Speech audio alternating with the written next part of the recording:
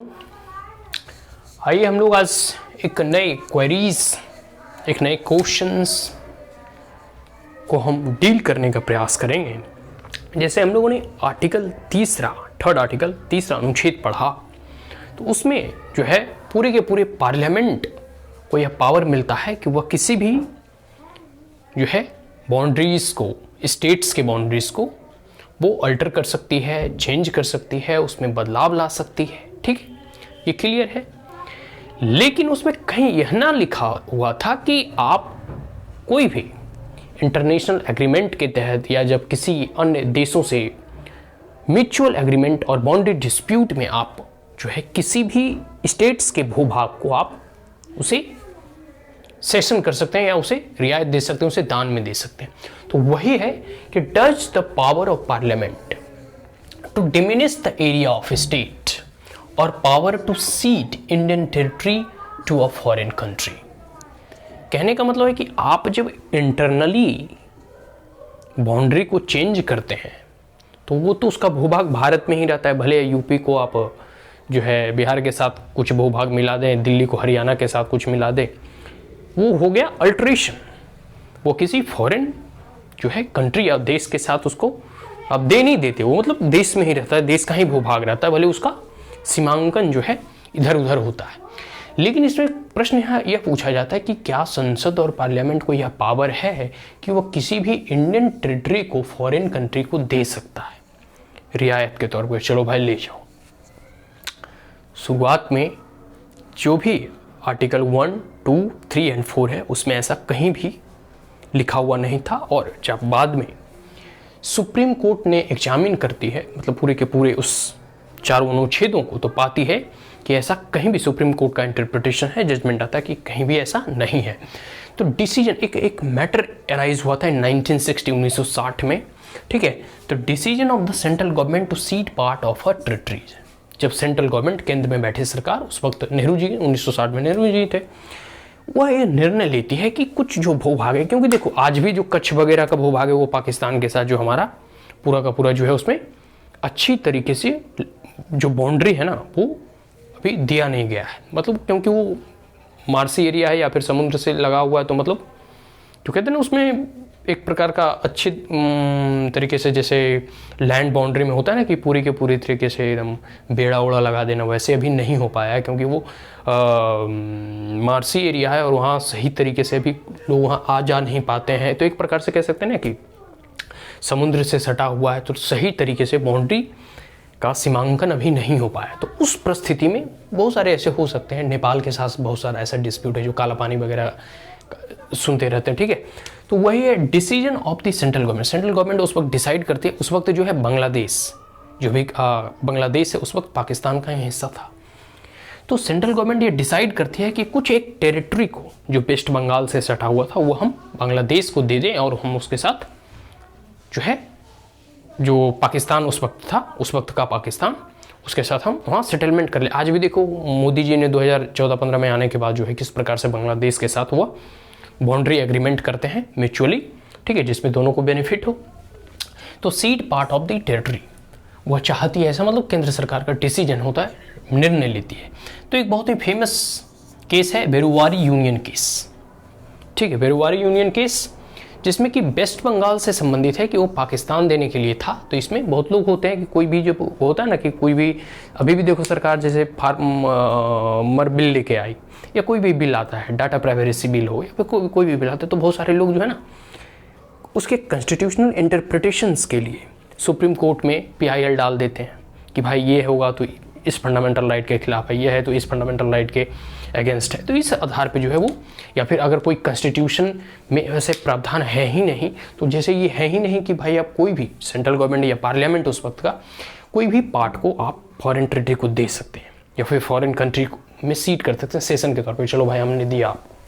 ठीक है, तो वैसा तो कोई प्रावधान था नहीं अंडर आर्टिकल 3। ठीक है, तो वेस्ट बंगाल टू पाकिस्तान उस वक्त का जो है पाकिस्तान ही था, अभी तो बांग्लादेश हो गया। तो leads to agitation and controversy, स्वाभाविक सी बात है, बहुत सारे एजिटेशंस होने लगे, कंट्रोवर्सी आ गया। मतलब होता है, सरकार जो विपक्ष के लोग होते हैं आवाज़ हमेशा उठाते हैं। तो उस वक्त का जो है कह सकते हैं ऐसे पाकिस्तान के साथ रिश्ते हमारे कभी सही रहे नहीं, तो अभी अभी भले वो बांग्लादेश है लेकिन वो पाकिस्तान ही था। तो एक प्रकार से कह सकते हैं ना कि और इतने जो दंगे फसाद हुए उसके बाद पाकिस्तान का निर्माण हुआ, कई लाख लोग, मतलब कहा जाता है, ऐसे सरकारी आंकड़ा है, गवर्नमेंट का ये डाटा कि 10 लाख लोग, लेकिन ऐसा माना जाता है कि 20 से 21 लाख लोगों की इसमें जाने गई और करोड़ों लोग इससे प्रभावित हुए। आज भी देखो बांग्लादेश हो गया या फिर पाकिस्तान होगा, वहाँ हिंदियों जो हिंदू पॉपुलेशन उसकी क्या कंडीशन है। रिसेंटली एक न्यूज़ सुने कि श्रीलंका का एक सिटीजन था, उसको जिंदा जला दिया। तो पाकिस्तान तो मतलब एक नरक है, मतलब एक प्रकार से। तो एजिटेशन और कंट्रोवर्सी हो गया। तो सुप्रीम कोर्ट फिर जो है अपना उसमें देखती है हर चीज़ को। सुप्रीम कोर्ट जो guardian of the Indian constitution कहा गया है, देखती है उलट पलट के, कहाँ भाई इसका क्या इंटरप्रिटेशन है, कहाँ क्या लिखा हुआ है संविधान में, लॉ में, एक बार इसे री इंटरप्रेट करते हैं या फिर एग्जामिन करने का प्रयास करते हैं। तो power of parliament to diminish the area under article तीसरा अनुच्छेद के तहत यह पार्लियामेंट को पावर था कि किसी भी जो स्टेट है, स्टेट की जो बाउंड्री है, जैसे कोई स्टेट है ऐसे, कोई स्टेट है ऐसे, कोई स्टेट है ऐसे, तो उसके बाउंड्री को डिमिनिश कर सकती है, कम कर सकती है, लेकिन किसी फॉरेन कंट्री या फॉरेन देश को वो दे नहीं सकती, विदेशी को दे नहीं सकती। देखे area under article 3 does not cover session of the Indian territory. कहने का मतलब है आपको यह अधिकार देती है कि उस एरिया को, उस स्टेट को, उस राज्य को कम कर सकते हैं, एक नए राज्य बना सकते हैं, एरिया को ऊपर नीचे कर सकते हैं, क्षेत्रफल को, लेकिन आप उसे सेशन करने का अधिकार पार्लियामेंट को नहीं था अनुच्छेद 3 के तहत। ठीक है, टू फॉरेन कंट्री, किसी भी विदेशी राष्ट्र को आप नहीं दे सकते। तो इसके लिए जो है अब ऐसा नहीं है, तो भाई इसके लिए अब कॉन्स्टिट्यूशनल अमेंडमेंट की जरूरत है। तो need amendment in article 368 parliament को अमेंडिंग पावर देती है। तो अब अनुच्छेद 368 में एक संवैधानिक परिवर्तन और इसमें संशोधन की आवश्यकता है। ठीक है, तो 9th कॉन्स्टिट्यूशनल अमेंडमेंट एक्ट आया गया। ठीक है, 9वां संवैधानिक परिवर्तन या फिर अमेंडमेंट संशोधन एक्ट कह सकते हैं, जो कि लाया गया, जिसे पारित किया गया, जिसके तहत अब जो है पार्लियामेंट को यह अधिकार भी दे दिया गया कि वह चाहे तो किसी भी एक भूभाग को अगर उससे फ्रेंडली रिलेशन सुधरते हैं, मतलब आपसी रिश्ते सुधरते हैं, तो हम उसे रियायत भी कर सकते हैं। साथ साथ जैसे हमारे अधिकार प्राप्त है एज ए सोवरेन नेशन, संप्रभुत्व संपन्न गणराज्य के तौर पे हम किसी भी पार्ट, किसी भी टेरिटरी को अक्वायर कर सकते हैं, ठीक उसी प्रकार हम उसे जो है सीड भी कर सकते हैं। ठीक है, सेशंस भी कर सकते हैं एक प्रकार से। तो 9वीं कॉन्स्टिट्यूशनल अमेंडमेंट एक्ट के तहत जो है अब पार्लियामेंट को शक्ति प्रदान किया गया।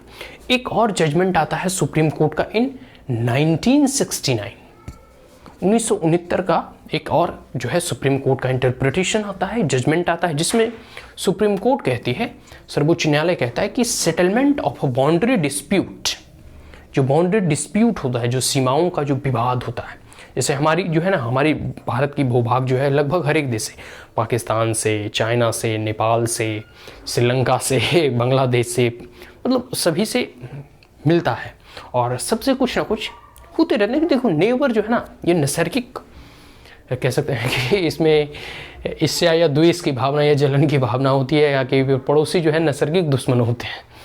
ठीक है, तो ये है सुप्रीम कोर्ट का 1969 में एक जजमेंट आता है कि सेटलमेंट ऑफ बाउंड्री डिस्प्यूट, जो सीमाओं का विवाद है, इसके सेटलमेंट के लिए, इसके निराकरण के लिए, इसको समाधान करने के लिए जो है between India and other countries, other country मतलब जो नेबरिंग कंट्री है, भारत और जितने भी नेबरिंग कंट्री, उसी के साथ ना हमारा भूभाग लगेगा। ठीक है, not required a constitutional amendment. कहने का मतलब है कि अगर कोई बाउंड्री डिस्प्यूट हो, सीमाओं का जो है विवाद हो, अगर उस डिस्प्यूट का सेटलमेंट हो रहा हो, उसका समाधान हो रहा हो, उसका निराकरण हो रहा हो, तो उस परिस्थिति में कोई भी संवैधानिक परिवर्तन की आवश्यकता नहीं है। इसे बस डन बाय एक्सिक्यूटिव एक्शन, कोई भी एक्सिक्यूटिव एक्शन जो कि प्रेसिडेंट के द्वारा पारित करा के ऐसा किया जा सकता है। तो ये सुप्रीम कोर्ट का ही इंटरप्रिटेशन इन जजमेंट आया है इन 1969। तो ये पूरे के पूरे आप कह सकते हैं कि एक बहुत बड़ा जो कंट्रोवर्सी कोई राइज होता है, मतलब एक बार आप देख सकते हैं कि समय के साथ परिस्थितियां बदलती है, इसलिए कॉन्स्टिट्यूशन को एक लिविंग डॉक्यूमेंट के रूप में माना गया है कि जैसे जैसे समय परिवर्तन होता है, नए नए अमेंडमेंट, नए नए बिल, नए नए संशोधन आते रहते हैं। तो बहुत ही अच्छा लगता है कि जब कोई भी मतलब एक इस एज ए लिविंग डॉक्यूमेंट के तौर पे या फिर जैसे जैसे परिवर्तन होता है समाज में, जागरूक होते हैं, अवेयरनेस आता है, तो वो जो है ना कॉन्स्टिट्यूशन के इंटरप्रिटेशंस को अच्छी तरीके से पढ़ते हैं और उसमें जो लिमिटेशंस होते हैं, जो खामियां होते हैं, उसमें बदलने का प्रयास करते हैं, उसमें कुछ ऐड किया जाता है, कुछ हटाया जाता है, तो ये चलते रहता है। तो ये पूरे के पूरे does the power of parliament to diminish the area of state और the power to cede Indian territories to a foreign country. तो वो अगर इस इंटरप्रिटेशन के जरिए अगर समझें तो वो इजी वे में समझ में आएगा कि नहीं भाई इसमें कोई कॉन्स्टिट्यूशनल अमेंडमेंट की जरूरत नहीं, आप ऐसे भी एक्सिक्यूटिव एक्शन के तहत कर सकते हैं। लेकिन फिर भी उस वक्त जो है 1960 में ही 9वीं कॉन्स्टिट्यूशनल अमेंडमेंट के तहत यह पावर भी पार्लियामेंट को दे दिया गया आफ्टर अमेंडिंग आर्टिकल 368। क्लियर हो गया। एक इंपॉर्टेंट है व्यापारी यूनियन केस, इसे याद रखना, ठीक है। इशू जब अराइज हुआ था वेस्ट बंगाल के कुछ पार्ट्स को पाकिस्तान को, उस वक्त का पाकिस्तान, अब तो खैर बांग्लादेश बन गया। ये पूरे के पूरे क्लियर हो गए। अनुच्छेद 3 के अंतर्गत यह विवाद उत्पन्न हुआ था, आर्टिकल 3 के अंतर्गत, जो हम लोगों ने यहाँ इंडिकेट भी किया, कहीं इंडिकेट किया आर्टिकल 3। तो ये पूरा हो गया। अब जो है ना, जो बहुत सारे डिफरेंट कमीशंस और आयोग का गठन किया गया, उन तमाम चीज़ों के बारे में बढ़ेंगे, ठीक है। सो अभी के लिए इतना ही। Thank you once again, have a great day.